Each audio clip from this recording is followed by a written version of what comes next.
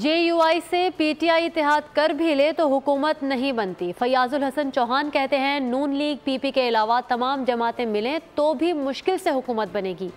अली मोहम्मद खान ने प्रोग्राम तब्दीली में गुफ्तगू करते हुए कहा, ये हुकूमत चलने वाली नहीं, छोटी जमातों के साथ मिलकर हुकूमत बना सकते हैं। नंबर गेम्स है कौमी असम्बली के अंदर, आप मौलाना फजलुर रहमान साहब के साथ इत्तेहाद कर भी ले तो जनाब PTI की हुकूमत नहीं बनती है। पीपल्स पार्टी और नून लीग के अलावा जितनी छोटी मोटी पार्टीज है सारी की सारी 100% PTI के साथ मिलेंगी तो तब जाके उनकी हुकूमत बड़ी मुश्किल से बनेगी। इसी मौलाना फजलुर रहमान साहब को नौज बिल्ला माज़अल्लाह 28 साल बानी चेयरमैन जनाब तहाई नंगी गंदी गालियां और अलकाबात से नवाजते रहे। चलने वाली दुकान नहीं है ये। हम अपनी ही मेजॉरिटी हमारी माशाल्लाह है, हम अपनी हुकूमत छोटी जमातों के साथ मिलकर बना सकते हैं सवाए नून लीग या पीपल्स पार्टी के।